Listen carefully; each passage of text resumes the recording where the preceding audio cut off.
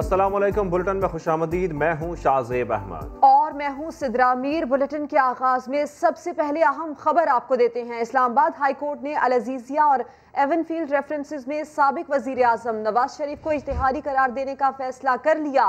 जामिनों को भी नोटिस जारी किए जाएंगे। अदालत आलिया में नवाज शरीफ की अल अजीजिया और एवनफील्ड रेफरेंस में अपीलों पर समाअत हुई। अदालत ने वजारत खारजा के डायरेक्टर यूरोप मुबशर अहमद की पेश करदा दस्तावेजात रिकॉर्ड का हिस्सा बना दी। दौरान समाअत मुबशर अहमद के अलावा नवाज शरीफ को इश्तिहारात की तामील करवाने के लिए FIA के अफसरान एजाज अहमद और तारिक मसूद के बयान भी कलमबंद किए गए। जस्टिस आमिर फारूक ने रिमार्क्स दिए कि नवाज शरीफ की तरफ से कोई पेश नहीं हो रहा। नैब बताए अपीलों पर आगे क्या होगा, हम कानून के मुताबिक हुक्म जारी करेंगे। अदालत ने नवाज शरीफ को इश्तिहारी करार देने से मुतालिक आज ही तहरीरी हुक्मनामा जारी करने का फैसला करते हुए करार दिया कि जामिनों को भी नोटिस जारी करेंगे। इस पर मजीद बात करेंगे समा के नुमाइंदे सुहेल रशीद से। सुहेल, तफसीलन आगाह कीजिएगा। जी देखिए, नवाज शरीफ को अल अजीजिया और एवनफील्ड रेफरेंस में इख्तियारी करार देने से मुतालिक जो ज़ाब्ते की कार्रवाई थी वो आज मुकम्मल हो गई है, जिसके बाद इस्लामाबाद हाई कोर्ट ने उन्हें इश्तिहारी करार देने का फैसला कर लिया है। ताहम कहा है कि इस बारे में आज ही मुख्तसर तहरीरी हुक्मनामा जारी किया जाएगा और उनके जो जामन थे उनको भी नोटिस जारी किए जाएंगे कि क्यों ना आपके जो ज़र जमानत है उसे जब्त कर लिया जाए। आज गवाहान के बयानात कलमबंद किए गए थे। इन गवाहान का ताल्लुक FIA और दफ्तर खारजा से था। ये वो गवाह थे जिन्होंने नवाज शरीफ के जो इश्तिहारात हैं उनकी तामील करवाई थी, उनको बरतानिया भी भेजा था और अखबारात में शाया भी करवाए थे, जबकि लाहौर में उनकी रिहायशगाह पर भी लगाए गए थे। तमाम गवाहान आज अदालत के सामने पेश हुए थे। उन्होंने अपने बयानात कलमबंद करवाए हैं और जो दफ्तर खारजा की जानिब से बरतानिया में इश्तिहारात भेजने की जो रसीदें थी रॉयल मेल की नवाज शरीफ की रिहायशगाह पर जो भेजी गई थी वो तस्दीकशुदा रसीदें कल पेश की गई थी, उनको भी आज रिकॉर्ड का हिस्सा बनाया गया है। जिसके बाद इस्लामाबाद हाई कोर्ट ने नवाज शरीफ को इश्तिहारी करार देने का फैसला कर लिया है, लेकिन अभी इसका तहरीरी हुक्मनामा कुछ देर तक आने का इम्कान है। साथ ही नैब की जानिब से एक अहम इस्तदा भी की गई है आज इस्लामाबाद हाई कोर्ट से, और ये कहा गया है कि अब चूंकि नवाज शरीफ इश्तिहारी हो रहे हैं तो उनकी जो अपीलें इस अदालत के सामने मौजूद हैं अल अजीजिया और एवनफील्ड रेफरेंस में सजा कलअदम करार देने के लिए जो उनकी जानिब से दायर की गई थी उनको अब खारिज कर दिया जाए, क्योंकि नवाज शरीफ इश्तिहारी होने के बाद किसी किस्म का हक नहीं रखते कि उनकी यहाँ पर अपीलें सुनी जाएं। ताहम इस्लामाबाद हाई कोर्ट ने कुछ सवालात भी पूछे हैं आज नैब से, और ये कहा है कि जब वो पेश नहीं हो रहे तो जज वीडियो स्कैंडल से मुतालिक जो उनकी दरखास्तें हैं उन पर कैसे आगे बढ़ा जाएगा, और क्या ऐसा भी कोई इम्कान मौजूद है कि उनकी अदम मौजूदगी में अपीलों पर मेरिट के तहत फैसला किया जाए। इस हवाले से नैब से कहा गया कि वो आला अदालती फैसलों की रोशनी में आइंदा समात पर इस्लामाबाद हाई कोर्ट की मावनत करें। नैब प्रोसिक्यूटर की जानिब से ताहम ये कहा गया कि उनकी अपीलें अब जो है वो खारिज की दें और जज वीडियो स्कैंडल के हवाले से जो मुतफर्रिक दरखास्तें हैं उनका फैसला पहले किया जाए। एक दरखास्त नवाज शरीफ की जानिब से दायर की गई थी मुतफर्रिक दरखास्त जज वीडियो स्कैंडल में, और ये कहा गया था कि वो बरतानिया से 5 गवाहान जिन्होंने जज अरशद मलिक की जो वीडियो सामने आई थी मरियम नवाज ने जो प्रेस कॉन्फ्रेंस में दिखाई थी उसका जिन्होंने फोरेंसिक किया था उनको अदालती मावन के तौर पर इस्लामाबाद हाई कोर्ट में तलब करें। लेकिन नैब का मौकफ ये आया आज अदालत के सामने कि चूंकि अब नवाज शरीफ इश्तिहारी हो रहे हैं और वो अदालत के सामने पेश ही नहीं हो रहे तो वो किसी किस्म का हक नहीं रखते कि उनकी यहाँ पर दरखास्तें सुनी जाएं, उनकी अपीलें खारिज की जाएं और उससे पहले उनकी जो मुतफर्रिक दरखास्तें हैं वो भी निपटाई जाएं। अब इस्लामाबाद हाई कोर्ट ने यह करार तो दिया है कि आज उनको इश्तिहारी करार देने से मुतालिक मुख्तसर तहरीरी हुक्मनामा जारी कर दिया जाएगा और साथ जो उनके जमानती थे उनको भी नोटिस भेजे जाएंगे इस्लामाबाद हाई कोर्ट की जानिब से। आज अदालती कार्रवाई का अगर बात करें तो इस्लामाबाद हाई कोर्ट के सामने दफ्तर खारजा के डायरेक्टर यूरोप खुद पेश हुए थे और उनकी जानिब से अपना बयान कलमबंद करवाया गया था, जबकि FIA के 2 अफसरान के बयानात सुने थे। इस्लामाबाद हाई कोर्ट ने नवाज शरीफ को जो इश्तिहारी करार देने का फैसला पहले किया था और उनके इश्तिहारात जारी किए गए थे अखबारात में, उसके बाद 1 महीने का वक्त दिया गया था और 24 नवंबर तक का वक्त था इस्लामाबाद हाई कोर्ट की जानिब से नवाज शरीफ को कि वो अदालत में पेश हों और उनकी जो अदालत के सामने अपीलें हैं उनकी पैरवी करें। लेकिन नवाज शरीफ पेश नहीं हुए थे, उन्होंने सरेंडर नहीं किया था, जिसके बाद अदालत ने इन गवाहान के बयानात कलमबंद करने का फैसला किया था। ये तमाम ज़ाब्ते की कार्रवाई थी जो आज मुकम्मल हो चुकी है और उसके बाद जस्टिस आमिर फारूक ने समाअत के आखिर में ये करार दिया कि अब हम उनको इश्तिहारी करार देने का जो फैसला है वो आज मुख्तसर हुक्मनामा जारी कर देंगे। ठीक है, सुहेल रशीद हमारे साथ रहिए। हमें इस वक्त ज्वाइन किया है साबिक अटॉर्नी जनरल अनवर मंसूर साहब ने। अनवर साहब, आपको खुशामदीद कहेंगे। और जैसे हम देख रहे हैं कि बार बार कोर्ट ने कहा था फिर भी कोई सफिशिएंट कॉज नहीं आ रहे थे नवाज शरीफ साहब की जानिब से, तो अब ये अहम फैसला सामने आ गया है, आप कैसे देख रहे हैं? मेरे ख्याल में एक बड़ा मुनासिब फैसला है। मुस्तकिल तौर पर कोर्टों को ये अवॉइड भी करते रहे हैं और जो अब बात सामने आ रही है वो यही आ रही है कि शायद ये कोर्ट को धोखा देके गए हैं कि उनकी तबीयत इतनी खराब थी कि वो न उठ सकते थे न बैठ सकते थे, मगर जैसे ही जहाज में गए हैं वहाँ पहुँचते ही बिल्कुल नॉर्मल हो गए। और ये कि कोई इलाज भी अभी तक नहीं कराया है जेनुइन इतने अरसे में, मेरे ख्याल में बहुत अच्छा फैसला है। और यही जब एक आम आदमी के लिए होता है तो खास आदमी के लिए इससे ज़्यादा सख्ती होनी चाहिए। ठीक है अनवर मंसूर साहब, आपका शुक्रिया। इस वक्त हमें ज्वाइन किया राजा आमिर अब्बास साहब ने, साबिक डिप्टी प्रोसिक्यूटर जनरल हैं नैब के। उनसे बात करेंगे। राजा साहब, आप इस फैसले को कैसे देख रहे हैं? अहम फैसला आज सामने आ गया है अल अज़ीज़िया और एवनफील्ड रेफरेंस के हवाले से। सुप्रीम कोर्ट में काफ़ी जजमेंट्स वगैरह भी हैं कि जब कोई शख्स मफरूर हो जाता है तो उसका अपील का राइट ख़त्म हो जाता है। तो आया पहले नैब ये आर्ग्यू करता है कि जनाब इनकी अपीलें डिसमिस कर दी जाएं, ये मफरूर हो गए हैं। अगर अदालत समझती है नहीं हम फिर भी मेरिट्स पे देखेंगे तो दो केसेस हैं। एक केस तो है कि जो जज अरशद मलिक वाला है उसमें गालिबन ये नजर आएगा कि इसको रिमांड किया जा सकता है कि जो नए जज आए हैं वो इसमें बहस सुन के दोबारा से फैसला करें। और जो दूसरा है अपार्टमेंट्स वाला, एवनफील्ड वाला, वो यहीं पे चलेगा क्योंकि उसके जो जज बशीर साहब थे उन पे कोई एलिगेशन या कुछ नहीं था। अदालत देखेगी कि जनाब इसमें आया मियां नवाज शरीफ और उनकी बेटी ने वो तमाम रसीदें, वो तमाम जो एहसासजात उन्होंने फ्लैट्स बनाए हैं उसमें जो पैसा गया है, या वो जो कतरी की बात की थी, या वो जो दूसरी एक उन्होंने कैलिब्री फॉन्ड की एक डीड दाखिल की थी, ये तमाम डॉक्यूमेंट्स को मुआयना करेगी। और उसके बाद अदालत देखेगी कि आया जो उनको सजा हुई है वो बरकरार रखी जाए कि मियां नवाज शरीफ और उनके बच्चे इन तमाम अपार्टमेंट्स के जो असासाजात हैं इनके मनी ट्रांजैक्शन देने में नाकाम हुए। और अगर अदालत ये समझती है नहीं मियां नवाज शरीफ ने अपने तमाम बैंकिंग ट्रांजैक्शन और इसकी मनी ट्रेल दे दिया है तो फिर बरी होंगे। ठीक है, अदालत देखेगी तमाम असासाजात और बनाए गए और तमाम मुआयना भी करेगी। राजा आमिर अब्बास हमारे साथ मौजूद थे, आपका बेहद शुक्रिया। इंतहाई अहम पेशरफ इस्लामाबाद हाई कोर्ट ने अल अज़ीज़िया और एवनफील्ड रेफरेंसेस में साबिक वज़ीर आज़म नवाज शरीफ को इश्तिहारी करार देने का फैसला कर लिया। जामिनों को भी इस सिलसिले में नोटिस जारी किए गए हैं। और दूसरी जानिब वज़ीर आज़म इमरान खान ने सियासी मुखालिफिन पर तनकीद की है। बोले कि चोरी बचाने के लिए PDM मुहिम चला रही है। लोग कोरोना से मर रहे हैं, ये जलसे कर रहे हैं। कल सारी दुनिया ने सागदार को झूठ बोलते देखा। कि आपने अपना नैब का हेड भी रख लिया, चार्टर ऑफ डेमोक्रेसी से समझौता भी कर लिया, मुकमुका भी कर लिया दोनों सबसे। किसी को क्या पता था कि पैनामा के अंदर इंकशाफ हो जाएगा और 4 जो बड़े बड़े अमलात हैं वो बाहर आ जाएंगे, फिर से ट्रायल शुरू हो जाएगी। आसिफ जरदारी और नवाज शरीफ को 40 साल से जानता हूँ। मैंने इनके ऊपर अल्लाह का अज़ाब आता देखा है। कभी जेल में जा रहे हैं, कभी बाहर आ रहे हैं, कभी झूठ बोल के लंदन जा रहे हैं, कभी सऊदी अरेबिया जा रहे हैं। फिर बच्चों को झूठ बोलना पड़ रहा है कि लंदन तो छोड़ो, पाकिस्तान में भी कोई प्रॉपर्टी नहीं है। ये पूरी APDM कैंपेन कर रही है। कोरोना में लोग मर रहे हैं, बीमारियां बढ़ती जा रही है, लेकिन वो जलसे कर रहे हैं। क्यों कर रहे हैं? चोरी बचाने के लिए। सबसे बड़ा बीमारियों की जड़ है ना ज़हनी दबाव। और अगर आपने स्ट्रेस देखना था, कल एक हार्ट टॉक का इंटरव्यू हुआ था जिधर सागदार, उस प्रोग्राम में उसकी शक्ल देखें तो आपको पता चलेगा कि स्ट्रेस क्या होता है। तो कह रहा था कि मेरा कोई हार्ट का मसला, अगर वो नहीं भी है तो उससे हो जाना था। झूठ पे झूठ बोल जा रहा है। लोग कोरोना से मर रहे हैं, ये जलसे कर रहे हैं। कल सारी दुनिया ने ऐसे में मुआवने खुसूसी बराए एहतसाब शहजाद अकबर कहते हैं कि इसहाकदार पहले भी कबूल कर चुके हैं। सच एक बार फिर उनकी जबान पर आ गया। चेयरमैन नैब खुद इसहाकदार को ही बुलाकर नैब हिरासत में अमवात के बयान की तहकीकात कर लें। इसहाकदार साहब जो बड़े अरस्तू थे, बड़ी डेस्परेट एफर्ट में शायद किसी के हुक्म के ऊपर ही BBC चले गए थे।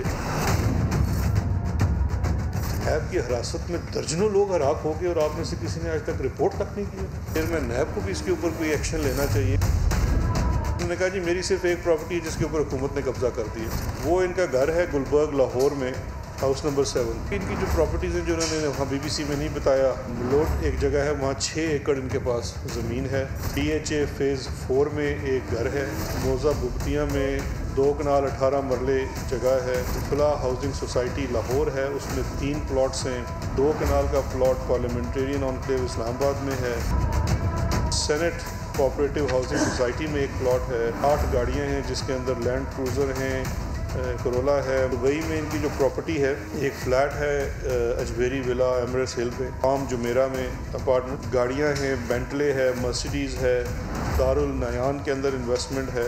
एक अकाउंट में 5.5 मिलियन का इनका बैलेंस है, एक अकाउंट में 500,000 का दिरहम का बैलेंस है। इस तरह वो कैलबरी क्वीन ने कहा था कि दुनिया में क्या पाकिस्तान में कोई प्रॉपर्टी नहीं है। चार्जशीट है ये यहाँ पे हुई है नैब की तरफ से अकाउंटेबिलिटी कोर्ट में। और कौल और फेल के तजाद की बात करेंगे। जलसे की इजाज़त के लिए दरख्वास्त जमा कराई थी, आपसे जलसे की इजाज़त मांग ही कौन रहा है? मुस्लिम लीग नून की तर्जुमान मरियम औरंगजेब के एक ही लम्हे में 2 बयानात सामने आए। लाहौर जलसे में क्या होने वाला है, सवाल छोड़ गई। तफसील इस रिपोर्ट में देखिए। नवंबर में दरख्वास्त दी थी मीनारे पाकिस्तान में इजाज़त मांगने की जलसे की, और आपसे इजाज़त अब मांग कौन रहा है? ये क्या कंफ्यूजन है? एक तरफ करती हैं दरखास्त और अगले ही लम्हे बदल जाते हैं मिजाज।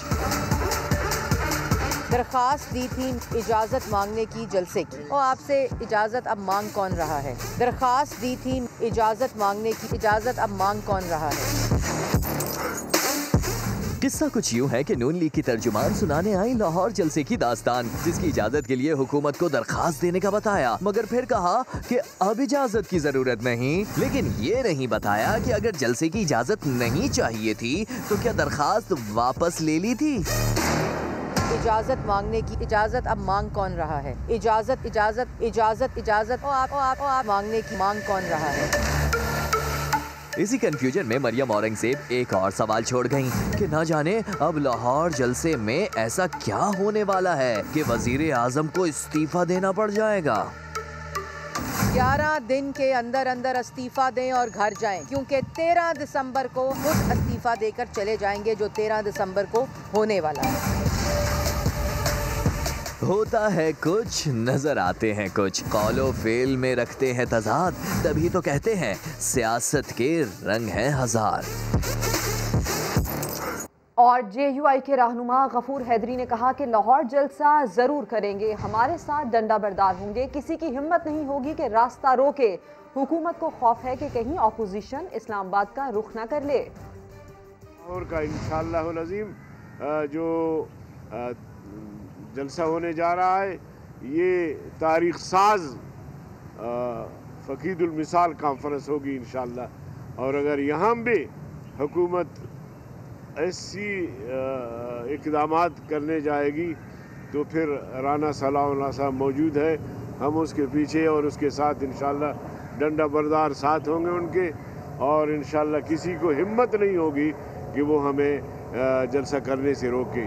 बहरहाल उनको खौफ ये है कि कहीं लाहौर के इस अजीमुशान कॉन्फ्रेंस के बाद कहीं इस्लामाबाद का रुख न करे PTM की क़यादत। आगे बढ़े और आपको बताएं, बदउनवानी और इख्तियारात से तजावुज़ में सरकारी मुलाजमीन ने सबको पीछे छोड़ दिया। नैब की नई इंक्वायरीज़ में से 69% सरकारी मुलाजमीन से मुताल्लिक हैं।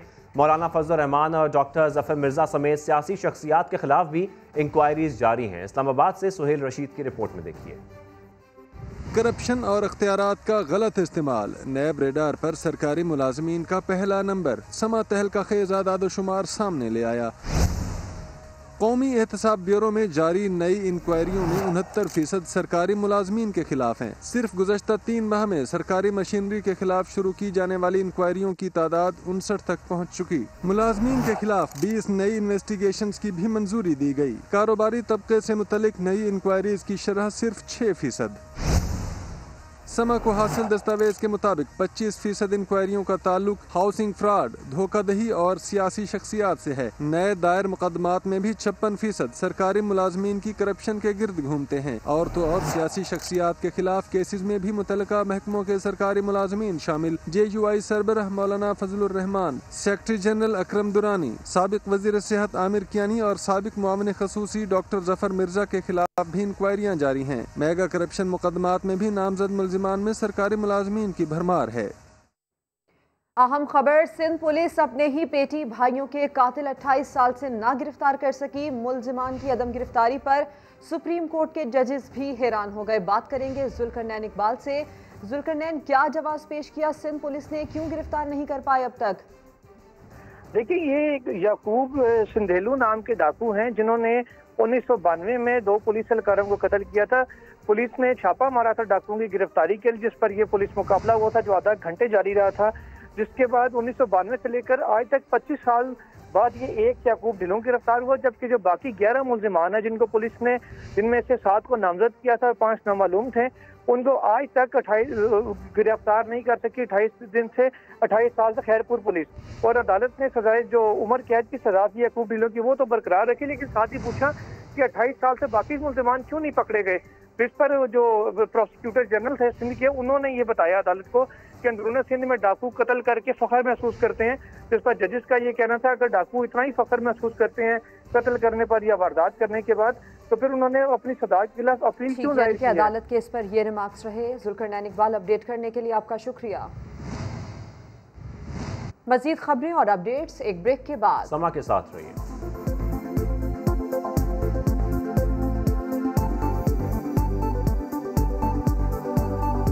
और हर तरफ कचरा और गंदगी के अंबार कराची का मरकज डिस्ट्रिक्ट सेंट्रल मसाइल का मरकज बना हुआ है। 50 लाख से ज्यादा आबादी वाले बड़े जिले के वसाइल को गुज़श्ता 4 सालों में किसने और कैसे लूटा, छानबीन शुरू कर दी गई। मोहम्मद अली हफीज की रिपोर्ट देखिए। कराची का रिहायशी इलाका नॉर्थ नाजाबाद हो या अजीजाबाद, लियाकताबाद और न्यू कराची, गंदगी, गलाजत और तबाहाल इंफ्रास्ट्रक्चर सबसे बड़े आबादी वाले जिले का कोना कोना तबाही की दास्तान सुना रहा है। सबसे बड़े शहर के मरकज डिस्ट्रिक्ट सेंट्रल को मसाइल का गढ़ किसने बनाया? महकमा बल्दियात ने तफ्तीशी घोड़े दौड़ा दिए।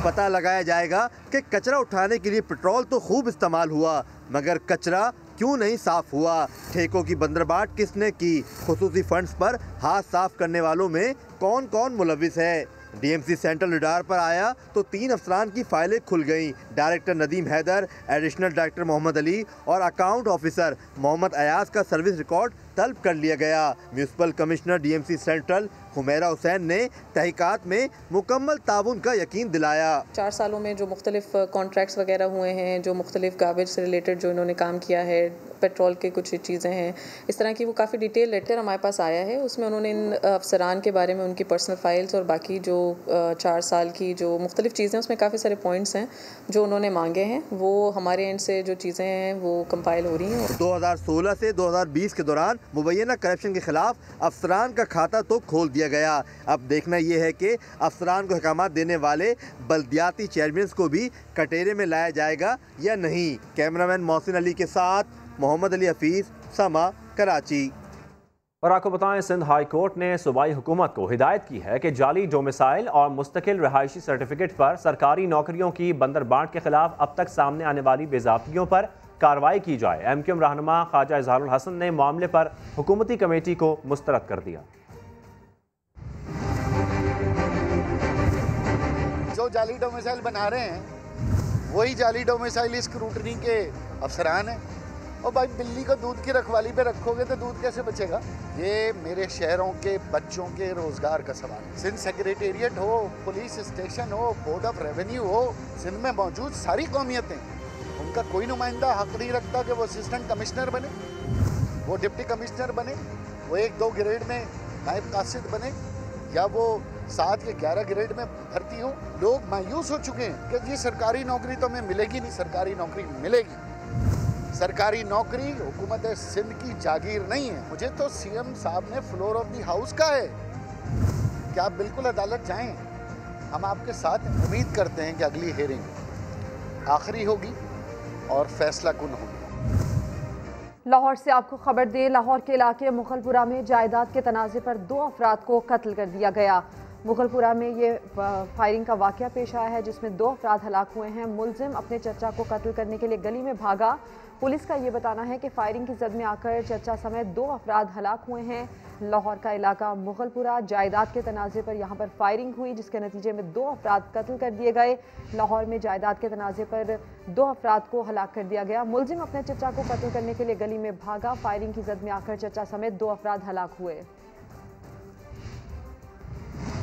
और आपको बताएं, बनू के इलाके झंडी खेल में पोलियो मुहिम के दौरान ड्यूटी पर तैनात पुलिस एहलकार कत्ल कर दिया गया। मुसल्लह अफराद फायरिंग के बाद फरार हो गए। आपको बताएं, बनू के इलाके झंडी खेल से खबर सामने आ रही है, जहां पोलियो मुहिम के दौरान ड्यूटी पर तैनात पुलिस एहलकार कत्ल कर दिया गया, जबकि मुसल्लह अफराद फायरिंग के बाद फरार भी हो गए। हमलावर फरार हो गया है, जबकि मुकदमा भी दर्ज कर लिया गया है पुलिस के मुताबिक। एक साल पहले कराची में अगवा की वारदात के दौरान खातून को बचाते हुए जख्मी होने वाला हारिस अब भी बिस्तरे अदालत पर पड़ा है। उसका कहना है कि इलाज सिर्फ बैरून मुल्क ही मुमकिन है। हुकूमत से ताउन की अपील भी कर दी। शाहनवाज अली कादरी की रिपोर्ट देखिए।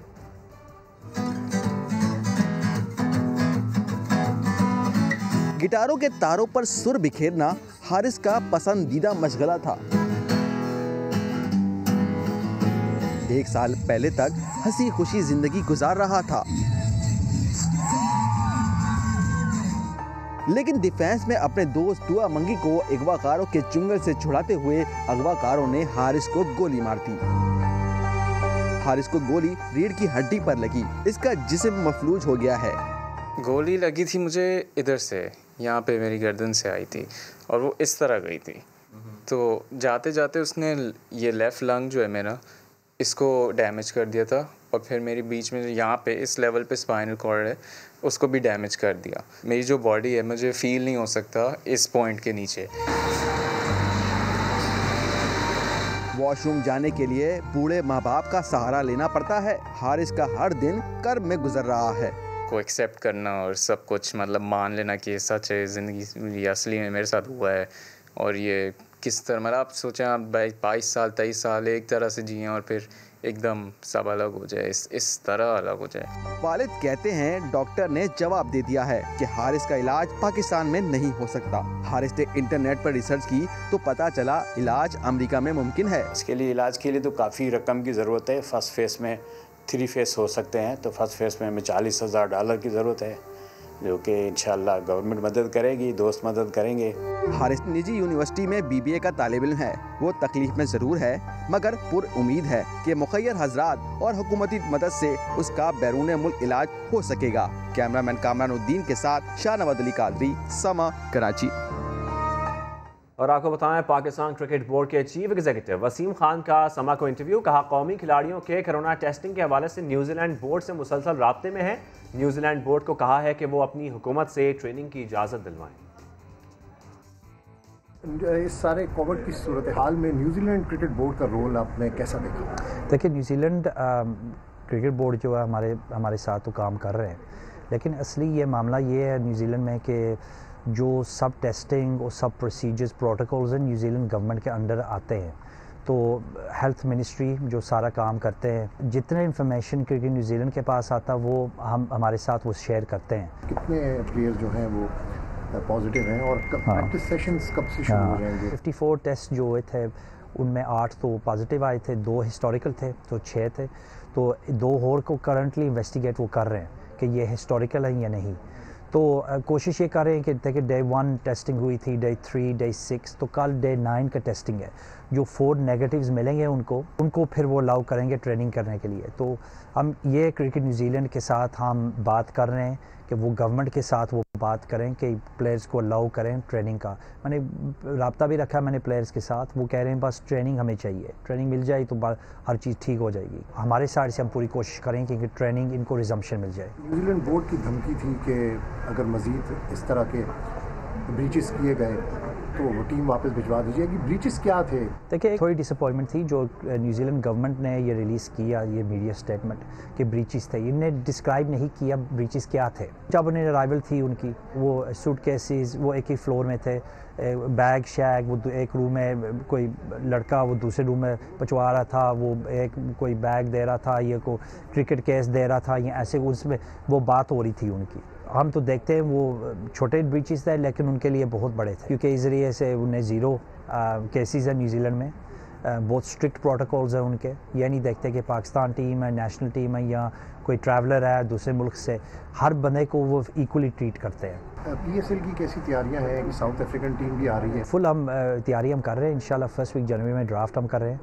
और अब पूरी प्लान हम कर रहे हैं कि 20 तारीख फरवरी से हम PSL 6 HPL PSL 6 को हम शुरू करेंगे। देखिए 150 मैचेस हम खेल चुके हैं डोमेस्टिक क्रिकेट में और इंटरनेशनल में पाकिस्तान में, तो 60% हमने डिलीवर कर ली है। हम पहले मुल्क थे पूरी वर्ल्ड में जो हम फुल डोमेस्टिक स्केड्यूल अनाउंस की है। We can take cricket to the fans, हम पूरी कोशिश कर रहे हैं। 2021 में क्या एक्सपेक्ट कर रहे हैं, कौन सी टीम्स एक्सपेक्ट कर रहे हैं? देखिए साउथ अफ्रीका तो इंशाल्लाह नेक्स्ट फ्यू डेज़ में अनाउंस करेगी जो टूरिंग के लिए आ रहे हैं। उसके बाद फिर नेक्स्ट होम सीरीज़ हमारा है जो न्यूजीलैंड है, तो 3 ODIs 5 T20s अक्टूबर में। उसके बाद इंग्लैंड 2 मैचेस के लिए आ रहे हैं। फिर उसके बाद टीम वर्ल्ड कप के बाद फिर हम वेस्ट इंडीज़ को वेलकम करेंगे इधर। सिक्योरिटी साइड से हमने फुली कंप्लाई की है, तो सिक्योरिटी का मामला नहीं है अभी, तो बस दूसरे कोविड का मामला है। तो इंशाल्लाह पूरी उम्मीद है कि ऑस्ट्रेलिया और इंग्लैंड भी फुल टूर्स के लिए 22 में आएंगे, तो इसके ऊपर हम पूरा काम कर रहे हैं। नई कमेटी कब बन रही है, कौन कौन है एक्सपेक्टेड उसमें? देखिए कमेटी तो सेम है, लेकिन बस चेयरमैन का हम इंशाल्लाह नेक्स्ट फ्यू डेज़ में अनाउंस करेंगे, और चीफ सेलेक्टर का भी यही है। नेक्स्ट स्क्वाड जो अनाउंस होगा जनवरी में होगा, तो अभी टाइम है। इसके बाद हम अभी कर रहे हैं कि स्ट्रक्चर क्या होगा, लेकिन पूरी उम्मीद है कि ये जो करंट स्ट्रक्चर है 6 हेड कोचेस वो अभी भी रहेगा। थैंक यू जी। कुछ दीगर खबरें होंगी बुलेटिन का हिस्सा, लेकिन एक ब्रेक के बाद। समा के साथ रहिए।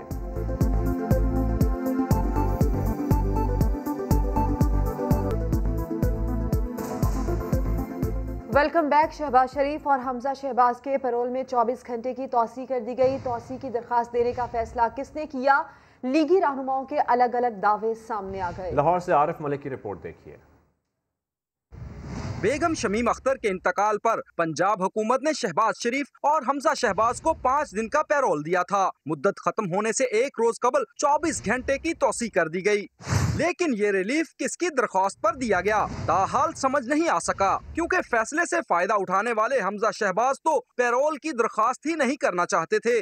पत्थर दिल वालों से कैसी दरख्वास्त? मरियम औरंगजेब कायदीन के लिए पैरोल में इजाफे को सिर्फ पार्टी का फैसला करार देती हैं। पार्टी ने ये दरख्वास्त दी कि आप इनकी जो पैरोल है उसको आगे कर दें, इससे शहबाज शरीफ और हमजा शहबाज साहब का कोई ताल्लुक नहीं। लेकिन अता तारन ने किसके कहने पर दरख्वास्त की? क्या उन्हें पार्टी ने कहा या कायदीन ने? वो भी वाज़े जवाब देने से कासिर हैं।